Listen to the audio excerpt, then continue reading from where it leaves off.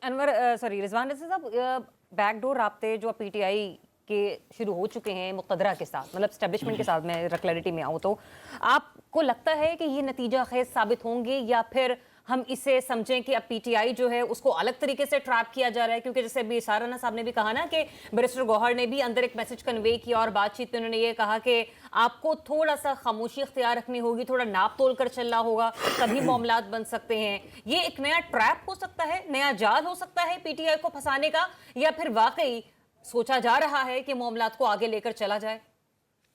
دیکھیں، میں اس کو کسی اور طرح سے دیکھتا ہوں۔ میرا خیال ہے کوئی رابطہ کسی سے کوئی اسٹیبلش نہیں ہوا۔ میں آپ کو ایک ماضی قریب کی ایک مثال سنانا اچھا، یہ آپ کا کہنا ہے کہ مطلب کوئی میرا یہ خیال ہے، اور میں اس کے لیے آپ کو آرگومنٹ دینے لگا ہوں، مجھے ایک منٹ دیجیے گا۔ کوئی رابطہ اسٹیبلش نہیں ہوا۔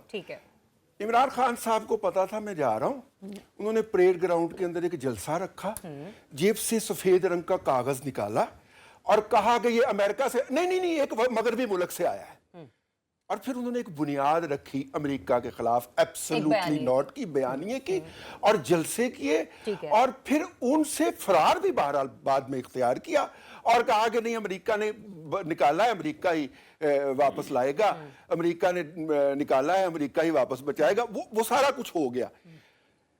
یہ جو خبر چھپی ہے، میں نے اس خبر کا پیچھا کیا، اس خبر کا سورس کون ہے؟ اس خبر کا سورس ہے بانی پی ٹی آئی کی ذات والا بابرکات۔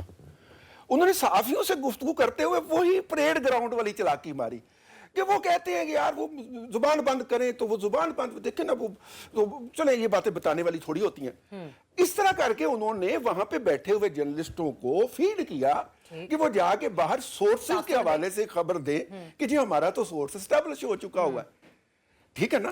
دیکھیے، جس طرح انہوں نے آف دی ریکارڈ فیڈ کروایا، جن کے ساتھ انہوں نے رابطے کاری کا دعویٰ کیا ہے، انہوں نے بھی فیڈ کروایا کہ ہم سے کوئی رابطہ نہیں ہے، اس کا کسی لیول پہ کوئی رابطہ نہیں ہے، کسی کی کوئی ملاقات نہیں۔ اور اگر ہم نے اس خبر کی تردید آ گئی تھی، لیکن ابھی تک کوئی تردید آئی نہیں ہے۔ انہوں نے کون سا آفیشلی کلیم کیا ہے ادھر؟ تو پچھلی دفعہ بیرسٹر مار چکے تھے نا، اس بار انہوں نے کہا ہوگا کہ آپ بھی تھوڑا تحمل مزاجی کا مظاہرہ کریں۔ کلیم کیا تو آفیشلی تردید آ گئی، ان آفیشلی کیا تو ان آفیشلی تردید فیڈ کر دی گئی کہ بھائی جان یہ پھر اپنی گرتی ہوئی ساکھ کو کرنا چاہ رہے ہیں۔ میں نے کہا اچھا اوکے، اب وہ اس فرینزی میں جانا چاہ رہے ہیں، وہ جو انہوں نے پھر ایک 65 ڈراموں والا ایک پورا کھیلا تھا۔ دیکھیے، اپنا رچرڈ گرنیل کا ایشو ہو یا کوئی اور ایشو ہو، یہ تمام وہ جو بیانیے ہیں جن کی بنیاد کے اوپر خان صاحب نے اپنے فالوورز کے لیے ایک امید زندہ رکھی ہوئی تھی، ان میں سے ابھی تک کوئی نتیجہ برآمد نہیں ہو پا رہا۔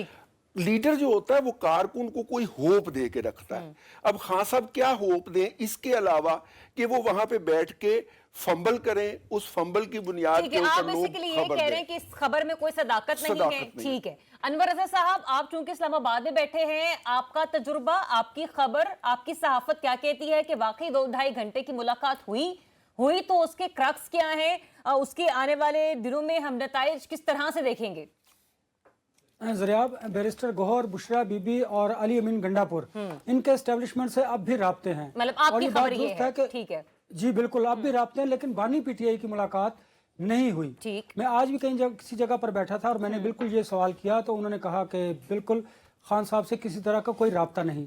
یہ انڈائریکٹلی رابطے کیے جا رہے ہیں اور رابطے ہو بھی رہے ہیں، اور اب بھی رابطے موجود ہیں۔ ایک بات تو یہ ہے۔ دوسری بات جو آپ نے کہی، دیکھیے پاکستان میں جو تحریک انصاف ہے اس میں اب جو انتظامی ڈھانچوں میں تبدیلیاں کی جا رہی ہیں وہ کیوں کر کی جا رہی ہیں؟ اس کی وجہ یہ ہے کہ اب جو 8 فروری کو یوم سیاہ منایا جائے گا، اس میں عوام کی جو نمائندگی ہے اس کو زیادہ بھرپور اجاگر کیا جائے گا۔ اسی لیے پنجاب میں عالیہ حمزہ کو لایا گیا کہ وہ چیف آرگنائزر بنے اور وہ عوام کو موبلائز کرے۔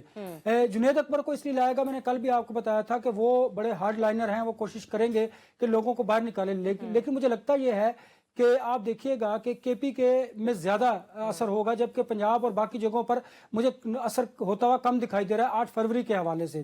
اور جو رابطے ہیں، دیکھیے ہمیشہ پس پردہ جو رابطے ہوتے ہیں انہی کی بنیاد پر جو ہے آپ کے معاملات حل ہوتے ہیں۔ جو پولیٹیکل فیس سیونگ کی میں بات کیا کرتا تھا کہ آپ نے دیکھا کہ جو کمیٹیوں کے مذاکرات ہو رہے ہیں وہ اب کہاں گئے۔ پہلے دن سے میں کہہ رہا تھا کہ یہ صرف पब्लिक को दिखाने के लिए, फेस सेविंग के लिए। अब अगर मौलाना फजल रहमान साहब ने कोई एक मुलाकात करवा दी या कोई बात हो गई तो ये मामला आगे भी बढ़ सकता है 31 से पहले बहुत ज्यादा कम है, बहुत ही ज्यादा कम है। लेकिन देखिए ना, अगर इम्कानात को आप रद्द नहीं कर सकते। बाज़ औक़ात आप देखती हैं कि 10% जो काम हम समझते हैं कि नहीं होने वाला वो हो जाया करता है, और सियासत में कुछ भी हरफ आखिर नहीं है।